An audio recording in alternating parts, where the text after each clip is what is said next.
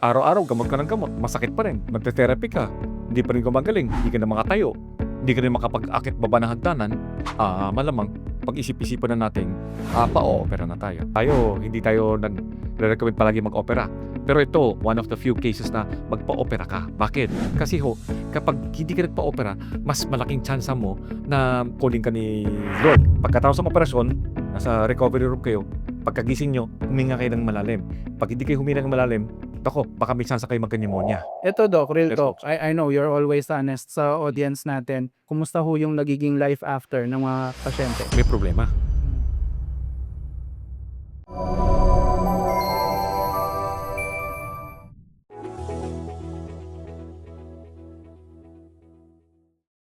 Good day mga kababayan! Welcome sa isa na namang bagong episode ng Medico.ph. At ngayon pag-uusapan natin ang follow-up sa isa sa mga videos na nagustuhan nyo.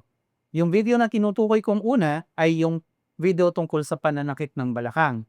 Maraming nag-comment sa inyo doon and mukhang maraming apestado ng ganitong karamdaman sa atin. So, magkakaroon tayo ng part 2. Nung una kasi, ang diniscuss ni Doc ay yung mga ways para ma-prevent yun, yung ways na non-invasive para ma-address yun kung may discomfort.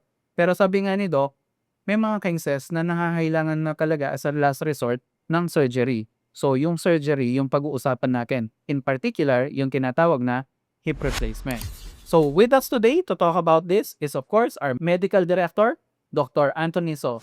Collagen supplements. Habang tumatanda, mas madaming lumalabas na sakit sa katawan. Ang mga pananakit sa leeg, balikat, kamay, likod, tuhod, at iba pang tinatawag na joint pains. Kung hindi maaagapan, maaari itong lumala at maaka-apekto sa araw-araw na pamumuhay. Kaya ang payo ko sa mga chronic joint pains, mag-take ng collagen supplements. Tumutulong ito panatilihing maganda ang kalagayan ng joints para mabawasan ang pananakit at iwasan ang paglala. Bonus pa, nakakabata pa ng balat, buhok at kuko ang collagen. Kaya pag regular ang pag-iinom, ramdam ang panunumbalik ng ganda at sigla ng katawan. Pero syempre, di lahat ng collagen ay pare-pareho. Kung hanap ninyo ang pinakamabisang klase, pumunta lang sa store.medico.ph sa inyong mga browser o hanapin sa Google. Maaari ninyong i-click ang link sa description. Dito, ma-order ninyo ang collagen supplements, glutathione, vitamins at herbal supplements na rekomendado namin. Tandaan, store.medico.ph para sa original at ubod ng bisa na collagen. So, Doc, as usual, diretsahan lang po. Ano po ba ang mga indikasyon kung pag sumasakit na yung balakang para magpa-opera? Okay, ang indication kasi sumasakit ng balakang mo, lalo na yung hip joint, di ba? Ang indication niyan, gamot ka ng gamot, araw-araw gamot ka ng gamot, masakit pa rin. Magte-therapy ka, hindi pa rin gumagaling. Tapos, nakaka-apektado na yung mga panggawaing bahay, hindi ka na makatayo, hindi ka rin makapag-akit baba ng hagdanan, malamang pag-isip-isipan na natin, pa-o-opera na tayo. Doc, 25, 26 years na yata kayo sa larangan ninyo ng rehab medicine.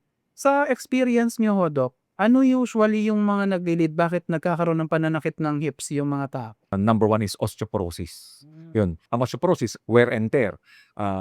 Bakit nag-wear and tear? Dahil magkakaroon ng edad na. Tapos, syempre, kapag medyo chubby-chubby ka pa, medyo malaki, di ba? So, yung bigat, yun, ayaw natin. Mas mabilis ang wear and tear. Or runner ka, tapos tumanda ka, yun, wear and tear. Osteoporosis. Then, may mga rheumatoid arthritis.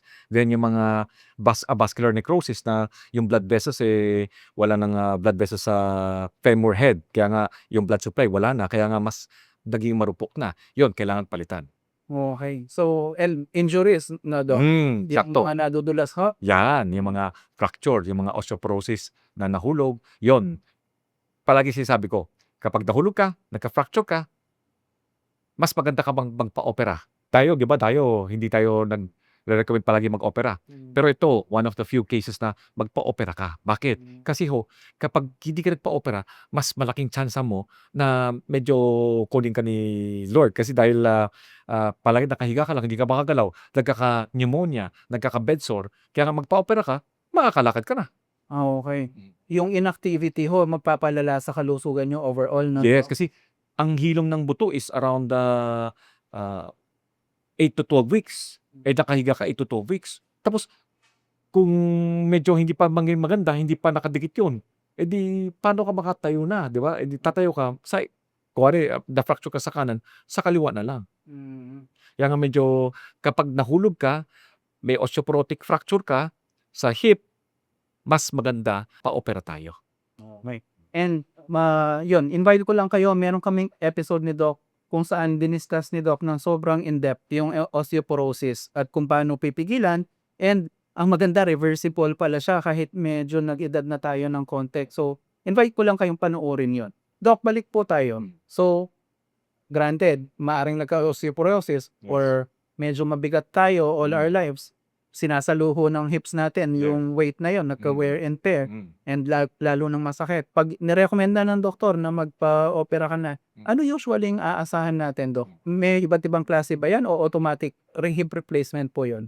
Okay, maraming iba-ibang klase. So, siyempre, number 1, kung osteoarthritis siya, hindi siya fracture, osteoarthritis, siyempre, unang-una, sasabihin ko, sige, subukan natin, therapy tayo. Diba? Tapos, pangalawa, magpapapay ka. Pag pumayat ka, pagka laging okay, wala na yung pressure, edi mas okay ka. Diba? Tapos, pangatlo, yung supplements, yung mga collagen, nakakatulong sa cartilage. Okay? Tapos, pangapat, ang ngayon daw, may nagsasabi, no, na kung nagpapayat ka, tapos pinalakas mo ang puwet mo, ang gluteus maximus mo. Palakasin mo, kuwari, nakahiga ka, nakabaluktot yung paa mo, kaya taas mo yung puwet mo. Pelvic bridging ang tawag natin ito, pelvic bridging. Pag ginawa mo yon, pag lumakas ang puwet mo, baka hindi na kailangan magpa-opera. Kasi dahil yung pag malakas daw yung sa harapan ng muscles mo, yung buto, nauuntog sa harapan. Imbalance daw ang muscles. So ngayon, pag pinalakas mo yung puwet mo, nahihila pa likod, nagiging balanse, mas hindi daw masakit at mas maiiwasan magpa-opera. Yun, kung gusto mo, gawin muna natin ganon. Maganda yun, Dok. Oo, yes. Tapos, kung medyo mas palala na, hindi na kaya nun, injection. Injection mo ng Mga steroids. steroid, may mga iba, hyaluronic acid, mga ganon, di ba? Baka sakali, okay? Kung talagang hindi na, yan, hip replacement na. Merong partial hip replacement, merong total hip replacement. Ang total hip replacement, pinapalit yung acetabulum, yung bahay, at yung ulo. Mukhang matindihang operasyon yan, Dok. Saka medyo matindihang pressure yon. Yun lang. Oo. Then, ang partial hip replacement man, yung acetabulum, yung bahay nga, na okay pa naman, yung ulo, yun ang papalitan. Ayun. Usually, kuwari, na-fracture. Na-fracture to, usually, yung ulo lang ang papalitan. Okay? So, depende. Kung nakita ng orthopedic doctor mo na kailangan palitan na yung sa taas, ay palitan. Total hip replacement. So, konting shameless plug lang po. Na-mention kanina ni Doc na isa sa mga ways para potentially makatulong sa mga joints ninyo, hindi lang sa hips ha, maaring sa likod, maaring sa shoulders, minsan maaring sa tuhod, yung tinatawag na collagen supplements. Kasi sabi nga ni Doc in other episodes, yan yung nakakatulong na i-reinforce yung mga sapatilya ng buto natin, no, Doc? Yes, coach. Yung mga cartilage po natin. So, ang daming nagtatanong, lalo na sa comments dito, saan ba makakabili ng okay na brand ng collagen and anong brand yung okay? Hindi naman po kami for profit na na channel at hindi rin kami endorser ng kahit anong brand. So, hindi lang po namin mabanggit dito. Pero ang ginawa na lang namin ni Doc ay yung next best thing, which is nag-prepare kami ng store kung saan lahat yung mga brands ng collagen na nandun, actually isa pa lang siya ngayon, is recommended ni Doc. Opo. So, Doc, you want to share kung saan nila mahanap? Sa store.medico.ph. Okay. So, Google niyo lang po yon, store.medico.ph. Kina-flash din po namin sa screen. Nasa description din po yung link. Basta sa browser po ng inyong cellphone or inyong computer, sa Chrome man yan or sa Safari man yan, enter nyo lang sa Google, store.medico.ph, mahahanap nyo po yon. Lahat po yan, recommended ni Doc. Ang maganda po dito, free shipping tayo ngayon, mas mababa kaysa sa butika yung migay natin, and most of all, COD po tayo. So wala pong risk sa inyo. Kung hindi po dumating yung produkto, kayong babayaran, di ba? Yun nga lang, dahil COD po, bine-verify po namin yung inyong mga orders. So, pakisagot lang po yung text or yung tawag ng customer service, and pag okay na ho, ship namin agad. Usually, the next day, pinakamatagal 2 days bago makarating. Now, back to regular programming. Doc, yun, na-mention nyo ho, hip replacement, Apo, papalitan. Ano po ang pinapalit sa buto doon? yun nga, yung bahay, yung acetabulum, tsaka yung ulo. Para yung nagdidikitan. Oo. So yun, gawing bakal to, edi okay na, hindi na masakit. Yan po Hindi ba na yung ito kasi- titanium, Doc? Marami iba-ibang klase. So, depende sa ibibili nyo sa iba-iba. So, ang nakakalam yung orthopedic doctor kung ano yung model, yan, pagpipilian ninyo. So, may iba't ibang presyo pa do, Doc. Yes. Ginto daw para mas mahal. So, okay, ganun pala yun. And, syempre, sa orthopedic doctor po, tayo sasangguni. Para alam niya, kasi siya nakakalam kung Mhm. dapat ka nang operahan. Yes. Okay. So, Doc, kunyari, naglakas loob na tayo na magpa-opera. Okay. And, nakaipon na tayo ng pampa-opera natin or Okay. nakahingi na tayo ng tulong. Mhm. Anong maaasahan ng taong mararamdaman niya pag na-hip replacement siya, Doc? Siyempre, ngayon, tuturuan natin ang tawag na prehab bago operasyon na rehabilitation. Okay? So, number 1, kukulitin natin kayo na remember, kailangan huminga palagi ng malalim. Kasi pagkatapos ng operasyon, nasa recovery room kayo, pagkagising nyo, huminga kayo ng malalim. Pag hindi kayo huminga ng malalim, baka may chance kayo magka-pneumonia. Hinga malalim. Palagi yan, okay? Para mas mababawasan ang chance magka-pneumonia. Kasi pag nagka-pneumonia kayo, antibiotic, mahal na yon. Okay. Then number 2, yung paa, gagalaw-galaw. Para iwas yung deep venous thrombosis, yung blood clot sa paa. Tapos, usually naman, naglalagay tayo ng stockings para hindi, kasi yung blood clot yan pagka namuo, kasi mabagal lang pag gagalaw. Ngayon, kapag nagalaw, pumunta sa baga, hindi ka makahinga. Okay? Bakit yun? Delikado ho yan. Bakit yun? Kasi pag na-opera ka kasi, naisip ng katawan natin, dumudugo tayo. Siyempre, mas gawa tayo mas maraming clotting factor. Yun, tapos mabagal pa kasi nakahiga ka, mabagal pa yung blood supply, yung blood flow, mabagal. Tapos may clotting factor pa, mas mabilis ka magkaroon ng thrombus formation na pwedeng pumunta sa baga. So, yun, number 2, yun, mga stockings. Okay? Then, tuturuan namin kung paano mag-exercise. Yung heel slides, papastrengthen yung iliopsoas, strengthen yung quadriceps, lalo na yung puwet, yung gluteus maximus. Tuturuan namin kung paano mag-exercise. Paano yung sa puwet? Yung, kung yung puwet mo makakakuha ng piso, yun, ididikit mo yung dalawang pisngi mo, yun. Mahirap yan, Doc. Or, ganon, yun ang imagine mo. Yan ang sa gluteus maximus. Then, after that, doon, operasyon na.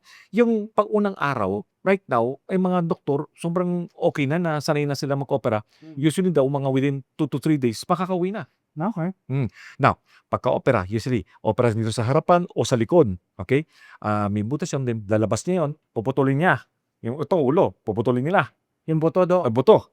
Yung ulo, puputulin. Pagkaputo, may parang bulalo ka, di ba? Doon ilalagay yung bakal. Okay. Dati, may semento pa yan . Dati may semento. Para paglagay ng bakal, pag binalik, pag may semento, pagkagising, pwede ka na magtapak. Kasi matibay na. Tapos kapag walang semento, kasi pag bata ka pa, walang semento, kasi yung bakal na yun, dati 10 years lang. Ngayon, mas matagal na 10 years lang. Kapag, kasi baka may mga iba na aksidente, di ba?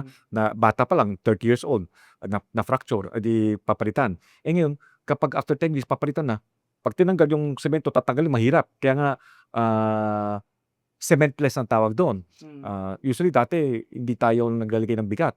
Pero ngayon, kahit na cementless na hip replacement, basta matibay yung paggagawa ng doktor, sasabihin ng doktor, ng ortho, palakarin mo na yan. Wala na yung no weight bearing kasi dati hindi namin naglagay ng bigat. Ngayon, kahit na hindi sementado, pwede naman maglagay ng bigat.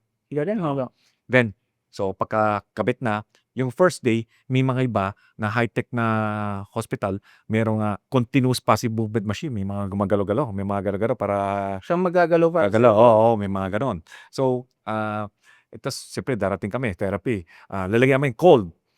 Tapos TENS, pambabawas ng sakit. Tuturuan namin mag-exercise. Sasabihin mo, gagalaw pa huwag ka gagalaw mo pa para walang mamamong dugo. Tapos huminga ng malalim. Tuturo namin, upo na namin. Pagkaupo, hindi naman masakit. O di, kaya naman. Kung medyo kaya pa ng blood pressure, maganda, pinapatayo na namin.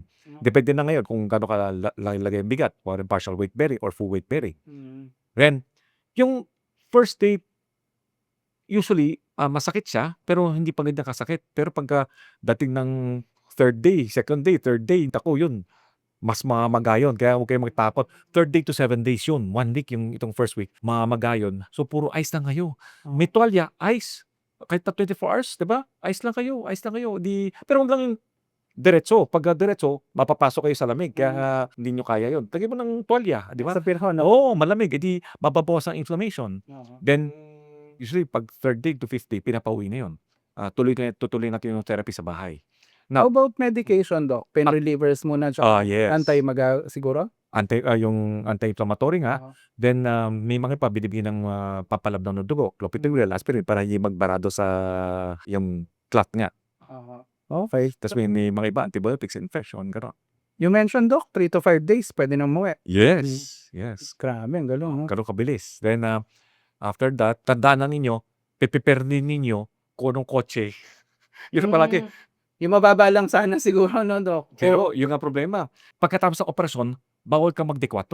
Bawal kumanon din. Ang pwede mo lang gawin, ganito lang. Ang Okay. kaya mong ganito, hanggang 90 degrees lang. Hindi ka pwedeng lumabas muna.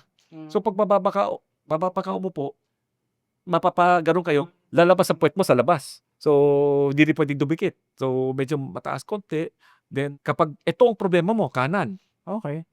ang unang pasok mo, kaliwang paa. So dapat nasa passenger seat ka. Okay. Pero pag nag-fracture ka sa kaliwa, dito ka na-opera, sa kanan ka, papasok ka sa kanan, likod ka ng driver. Oo. Yun. Okay. So, better yung mas mataas kahit medyo mas may effort umakyat. Oo. Okay. Kasi pagka mababa, medyo ayaw natin. Tapos yung mga upuan ng trono, yung sa kubeta, de trono, kailangan medyo mataas, huwag yung mababa. Yun. Para iwas tayo na ito, bumalok pa ng todo, baka lumabas yung hip, no? Lumabas sa puwet. Mahirap yun. Ayaw natin. Parang gruesome yun. Oo. Doc, eto, karamihan ho nang na-operahan sa joints pagkatapos ng opera, hindi naman magic yan na babangon ka na tapos okay ka na. May therapy pa po, di ba? Or Therapy po, apo. ano pong ginagawa nyo pag ganun, Doc? So yun, cold TENS, may mga iba, sobrang tagal, 2 to 3 days, 4 days bago makatayo. May mga iba, kaka-opera, tayo ka agad. Wow. Lalo yung mga Amerikano. Tindi ng mga Amerikano talaga. Grabe. Oo, makikita mo lang, pagkatok ko, rehab, pagpasok ko, naglalakad na. Sabi ko, ano nga gawin ko na dito? Naglalakad na. Ganun katindi mga Amerikano, talagang very independent. Di sila tangot. Yun. Then, pag uwi sa bahay, yun, pwede bang home service or outpatient rehab, yun, strengthening of quads, ilisoas, pati yung gastro, pati na yung gluteus max. Ito palagi yung importante, yung puwet sa likod. Eto, Doc, curious lang ako.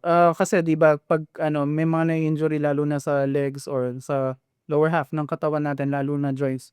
Pag sa rehab daw, kumbaga tuturuan ka ulit maglakad ng tama, ganun. Tama. Nagbabago ho bang lakad ng tao pag naoperahan sa balakang?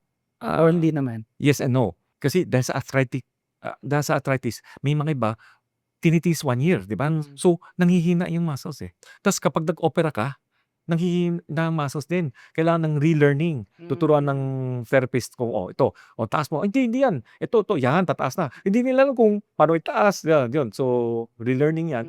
Pero yung first 3 to 5 days, huwag kayo sobrang maglakad. Kasi pag sobra kayong maglakad, mamagayan. Basta matuto lang yung maglakad, huwag sobra. Mas tatagal pa recovery mo na, Doc. Oo. Then after 7 days, yun, pag nabawasan na yung pamamaga, una-una, walker muna. Then after that, cane na. Then hanggang usually after 2 to 3 weeks, kaya tanggal na yun. Yun, makakalakad na kayo. Then kapag pag-akit ng hagdanan, tanda natin, good leg goes up first. Then pag bababa ka na, bad leg goes down first. Yung to hell, di ba? Bad leg goes down. Yun. So, unang-una, bad leg, then good leg, pababa. Pag pataas, good leg muna, bago bad leg. Okay, ganun pala yun. Akala ko laging una good leg. Pag bababa pala, hindi, no, Doc? Pag bababa kasi, dapat bad leg muna. Kasi yung good leg, siya yung magsusuporta para di ka makulong. Then, bababa yung good leg. Then, bad leg na naman, good leg pababa. Mas maganda siguro kung may alalay ka rin, no? Do? Yes, Mahirap dapat. Yun. So, yan, pinaka-importante, bawal mahulog, matapa. Yun ang pinaka-ayaw natin. Sayang ang investment Oo, to. yes. So, kailangan talaga may bantay talaga. Oo. Then, siyempre, may mga commode sa tabi na lang, di ba? Para at least, pagka-ihi ka sa gabi, lilipat ka na lang. Ito, Doc, real Yes, talk. I know you're always honest sa audience natin. Ano ho ang prognosis pag nasunod naman yung tamang opera at saka nag-therapy naman yung tao? Kumusta ho yung nagiging life after ng mga pasyente? May problema. Kasi lakwatsero na yan. Patay tayo dyan. Lakwatsero na yun, di ba? Yan ang maganda. Kasi sa bahay ka lang, di ba? Makakapaglakwatsya ka na. Okay. Kasi dati, iniinda mo. Ngayon, wala ka ng pain. Sakit. Gala ka na. Kala na. Tsaka siguro, may bago silang appreciation sa mobility nila. Yes. Okay. Super dami nating natutunan. And it's good to hear, ha?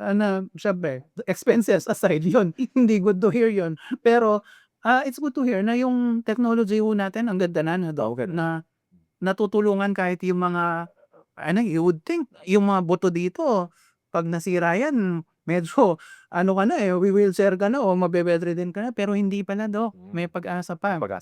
Basta yun nga, either napagtandaan mo, yung pagtandaan mo, or may mahihingan ka ng tulong in case, things happen. Wag naman sana. Sabi nga nito, lagi, prevention is so much better than cure.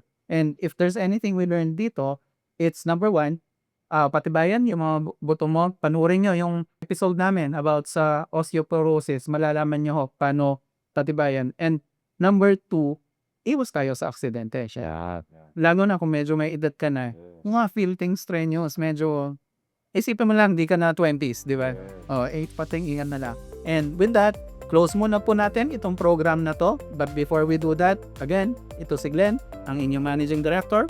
Ang aming Medical Director naman ay si Dr. Anthony So. Kami magpapaalam na. Stay happy, stay healthy, and see you sa next episode. Bye-bye!